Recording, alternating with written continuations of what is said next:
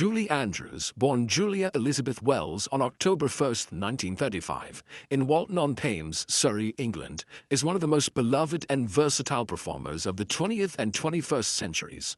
Renowned for her crystal-clear soprano voice, her graceful presence, and her charismatic performances both on stage and screen, Andrews has become a symbol of timeless talent and resilience.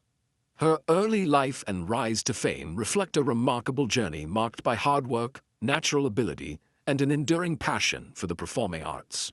Julie Andrews was born into a complex family situation.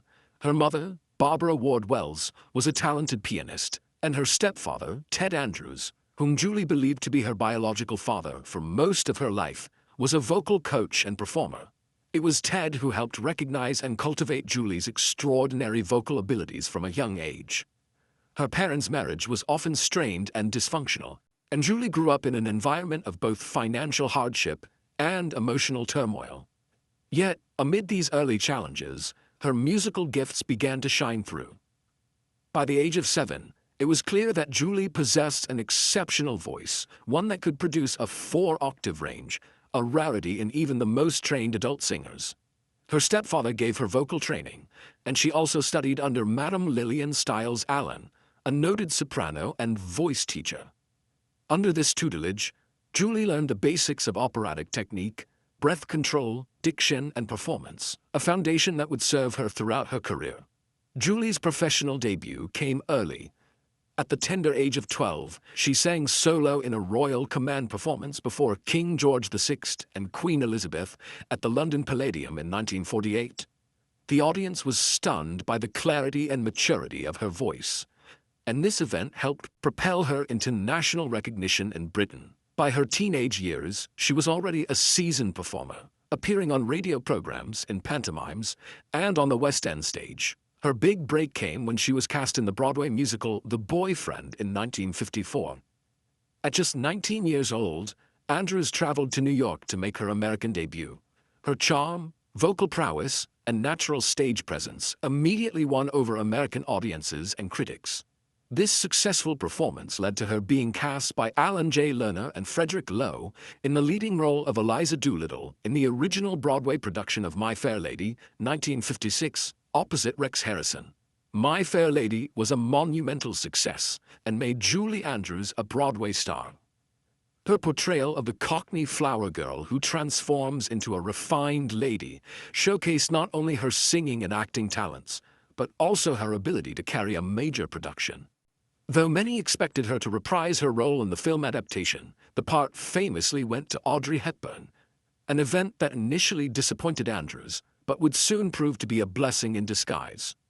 Following My Fair Lady, Andrews starred in Camelot, 1960, as Queen Guinevere opposite Richard Burton, further cementing her status as a Broadway luminary. But it was Walt Disney who would give Andrews the opportunity to reach a global audience. In 1964, she made her film debut in the title role of Mary Poppins, a performance that would become iconic. Her portrayal of the magical nanny combined warmth, wit, and musical brilliance and earned her the Academy Award for Best Actress, a stunning achievement for a first-time film actress.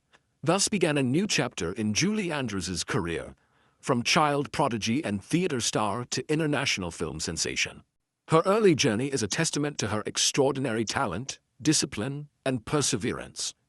Despite facing early hardships and professional disappointments, she rose to become one of the most admired and enduring figures in entertainment history.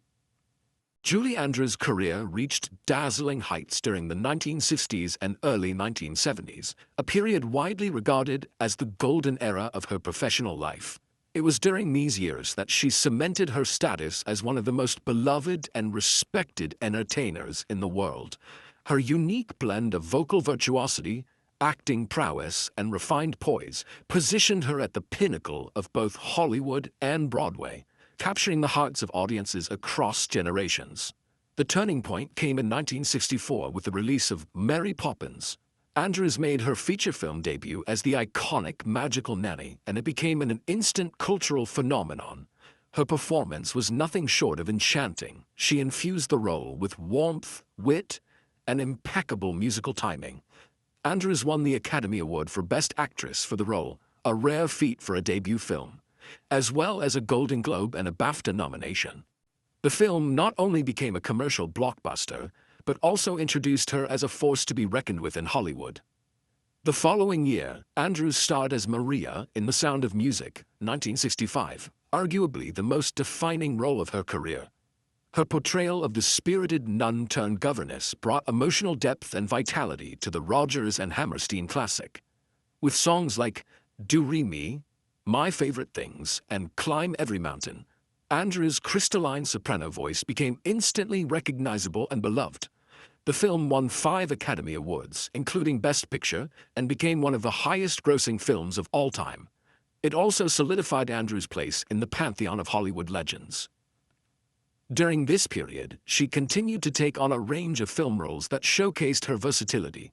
She starred in the Americanization of Emily, 1964, opposite James Garner, where she played a more dramatic, nuanced character, proving she could handle serious layered material.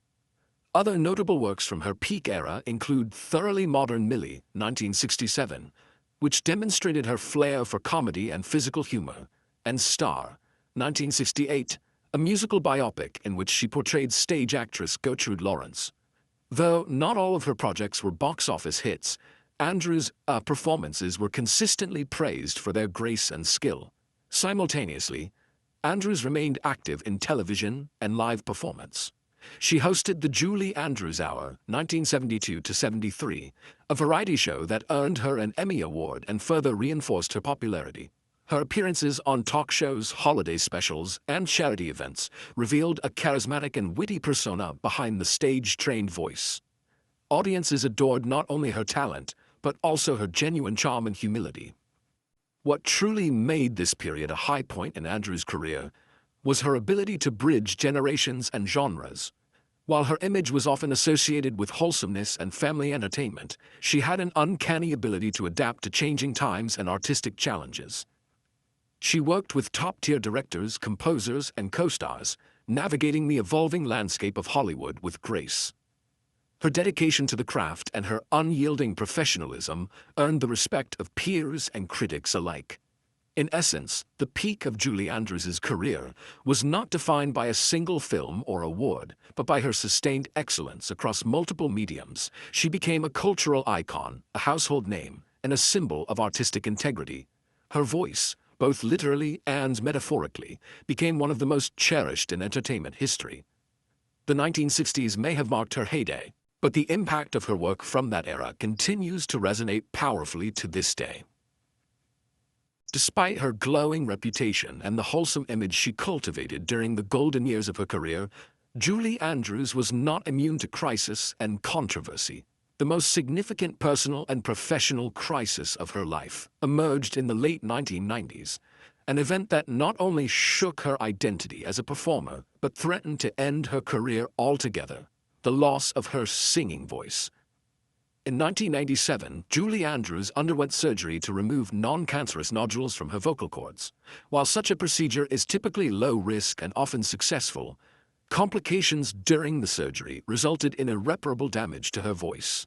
The very instrument that had propelled her to global stardom, the crystalline 4-octave soprano, was silenced. The outcome was devastating. Andrews later referred to the experience as devastating beyond words, describing it as losing part of her soul. This crisis extended beyond the medical sphere. Professionally, the loss meant she could no longer perform the iconic musical numbers that had become synonymous with her name.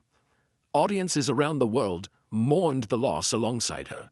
She filed a malpractice lawsuit against the doctors at Mount Sinai Hospital in New York, which was eventually settled out of court in 2000. The incident not only sparked debate about medical accountability and the fragility of vocal performance careers, but also forced Andrews to pivot artistically, finding a new way to express herself. Beyond this devastating blow to her career, Andrews faced other, subtler controversies over the years. Her transition from wholesome family roles to more complex and adult-themed characters in films such as S.O.B., 1981, directed by her husband Blake Edwards, surprised and divided her fanbase. In S.O.B., she famously performed a topless scene, something unthinkable for the woman immortalized as Mary Poppins. While Andrews herself defended the role as a necessary departure from typecasting, critics and fans were polarized. Some viewed it as bold and liberating, while others saw it as an ill-advised attempt to shock. Additionally, Andrews has openly spoken about the emotional toll of being typecast as the perfect woman. The pressure to maintain her image as practically perfect in every way became emotionally taxing, especially in the wake of personal hardships, including struggles within her marriage and the challenges of blended family life with Edwards and their children. Despite these crises and controversies, Andrews faced each challenge with the same quiet resilience that had defined her career. She refused to let these moments define her legacy. In fact, they would become the foundation for a powerful reinvention that would mark the next phase of her life. Following the devastating blow to her singing career in the late 1990s, Julie Andrews faced one of the greatest challenges of her professional and personal life: the loss of her iconic singing voice due to a botched throat surgery in 1997 left her heartbroken and adrift. For someone whose voice had not only defined her career, but also brought joy to millions across generations, the silence that followed was a painful void. Yet, rather than retreating permanently from the spotlight, Andrews began a remarkable journey of reinvention and resilience, a testament to her inner strength, creative spirit, and enduring love for the arts. At first, Andrews pursued legal action, suing the doctors and the hospital for malpractice. The case was eventually settled out of court, but the experience took a significant emotional toll. Despite the trauma, she began to shift her focus, realizing that although her voice might never return to its former glory, her talents extended far beyond singing. She leaned into acting, writing, and voice work, fields that allowed her to express herself creatively while continuing to inspire others. One of the earliest signs of her rebirth came in 2001 with her iconic role as Queen Clarice Rinaldi in The Princess Diaries, directed by Gary Marshall. This film not only introduced Andrews to a new generation, but also reminded longtime fans of her timeless charm and regal screen presence. The movie was a commercial success and led to a sequel in 2004, both of which were pivotal in re-establishing Andrews as a beloved figure in mainstream popular culture. Despite her singing limitations, she captivated audiences with warmth, poise, and comedic timing. In addition to her on-screen roles, Andrews began lending her distinctive voice to animated films. Her role as Queen Lillian in the Shrek franchise was both clever and poignant, allowing her to participate in storytelling in a new format. She also voiced the narrator in the Despicable Me franchise and other family films, showcasing her continued appeal and adaptability. But perhaps one of the most deeply personal and creatively fulfilling chapters in her later career was her venture into children's literature. Alongside her daughter, Emma Walton Hamilton, Julie Andrews co-authored over 30 books, including the Very Fairy Princess series and Thanks to You, Wisdom from Mother and Child. Writing allowed her to continue telling stories and nurturing imagination, while also strengthening her bond with her daughter and cultivating a lasting literary legacy. Her love for the stage never faded. In 2005, she directed a revival of The Boyfriend, the musical that had launched her stage career in the 1950s. Though she no longer sang in the production, her directorial work was a moving full-circle moment, bringing her back to her theatrical roots with a new perspective. In 2017, Andrews returned to television in a completely unexpected way, hosting the Netflix educational series Julie's Green Room. The show, created for children, combined her passion for education, performing arts, and youth development. With original Muppet-style puppets, the series emphasized creativity, teamwork, and the power of expression, values that Andrews had championed throughout her life. Her gentle guidance as host was praised by critics and parents alike, earning the show a loyal following. In all her endeavors post-crisis, Julie Andrews never tried to replace what she had lost. Instead, she embraced change with grace and courage. Her story became not just one of comeback, but of transformation. Where many might have faded into obscurity or resigned themselves to grief, Andrews built a second act of meaningful work and connection. Her resilience continues to be a source of inspiration. In 2019, she released her second memoir, Homework, a memoir of my Hollywood years, a candid and emotionally rich continuation of her life story. The book offered insight into the challenges she faced, the decisions she made, and the lessons she learned along the way. Readers were moved by her honesty, humor, and unshakable optimism. Julie Andrews' rebirth was not about reclaiming lost fame. It was about finding new purpose, accepting life's changes, and using every available tool to keep growing. She demonstrated that even after a profound loss, creativity and passion can lead to new beginnings. Her journey of comeback is not just a chapter in her biography. It is a blueprint for perseverance, reinvention, and the enduring power of the human spirit. Julie Andrews' legacy is one that transcends generations, continents, and genres. More than just a celebrated performer, she has come to symbolize the enduring grace, resilience, and transformative power of the performing arts. From her angelic soprano voice that once defined the golden age of musicals, to her later work as a revered narrator, author, and humanitarian, Andrews' influence can be felt across multiple domains of entertainment and beyond. At the core of Andrews' legacy is her contribution to musical theater and film. Her performances in The Sound of Music and Mary Poppins are more than iconic, they are cultural landmarks. These roles helped define the musical film genre, introducing the power of storytelling through song to audiences around the world. Her ability to portray characters with warmth, intelligence, and integrity made her a role model, particularly for young women and aspiring performers. Even today, her portrayal of Maria von Trapp is referenced, parodied, and honored in various media, a testament to the timelessness of her work. Beyond the screen and stage, Andrews' voice has become emblematic of elegance and control in vocal performance. Her early career on the West End and Broadway raised the bar for what it meant to be a musical theater performer. Trained in operatic technique from a young age, she brought a clarity and strength to her performances that made her instantly recognizable. Vocalists across the world have cited her as an influence, often naming her as a gold standard of both technical ability and emotional expression. But Andrews' influence extends beyond performance. In her later years, she reinvented herself as an author, writing numerous children's books alongside her daughter, Emma Walton Hamilton. Through this work, she continued to inspire young minds, showing that creativity and imagination do not have to be limited by age or profession. Her efforts to bring literature and music to children through the Julie Andrews Collection and her podcast Julie's Library reflect her commitment to nurturing future generations of storytellers and dreamers. Equally noteworthy is her philanthropic work. Andrews has used her fame to support causes close to her heart, including education, the arts, and humanitarian relief.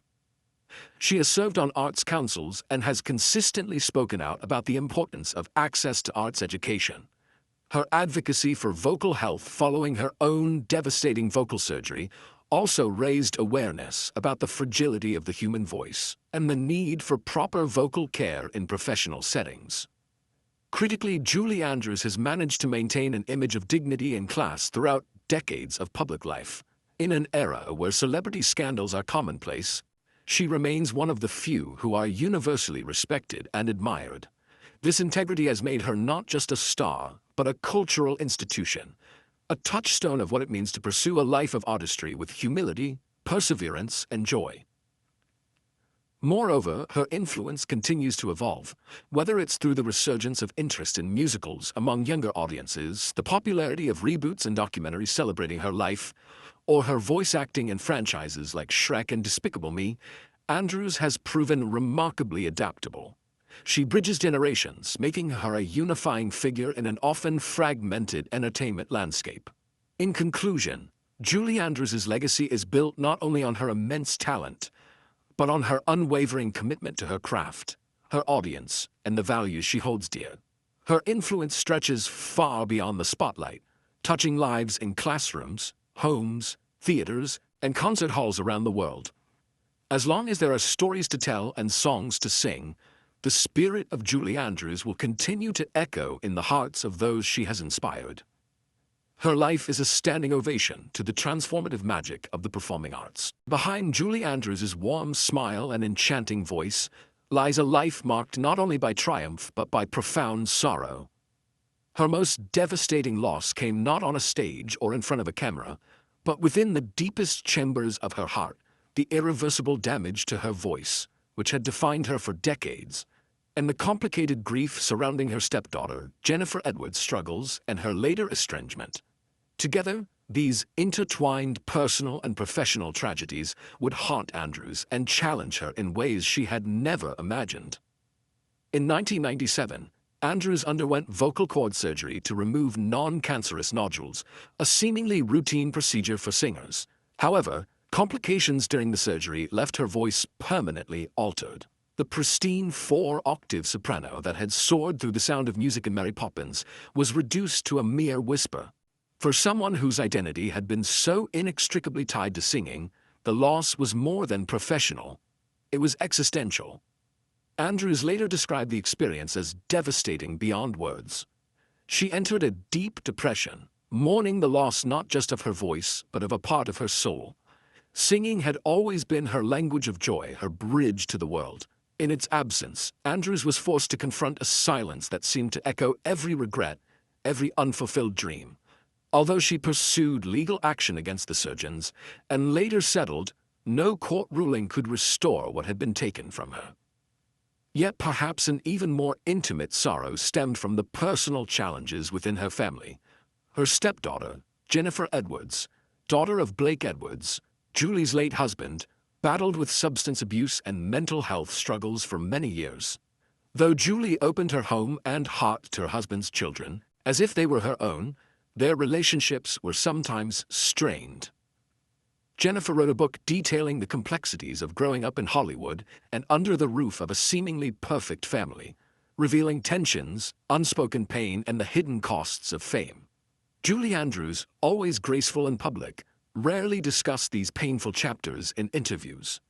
But those close to her knew the emotional burden she carried as a mother figure, the helplessness of watching someone you love struggle with inner demons, and the guilt that comes with wondering whether more could have been done.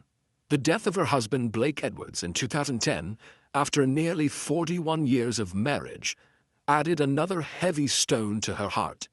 He had been her creative partner, her confidant, and her greatest supporter. Despite her luminous legacy, Andrew's story is not one of uninterrupted joy. Her greatest sorrow was not just the loss of her voice or the death of her husband, but the fragility of human connection, and the realization that not every chapter in life offers resolution. Yet it is in her endurance, her ability to carry these sorrows with quiet dignity, that her true strength shines. Julie Andrews's capacity to confront heartbreak with resilience and grace is perhaps her most remarkable performance of all, not in front of a camera, but in the everyday act of choosing hope in the wake of loss. Her story reminds us that even the most beloved icons are not immune to pain, and that it is how they rise from sorrow that defines their greatness.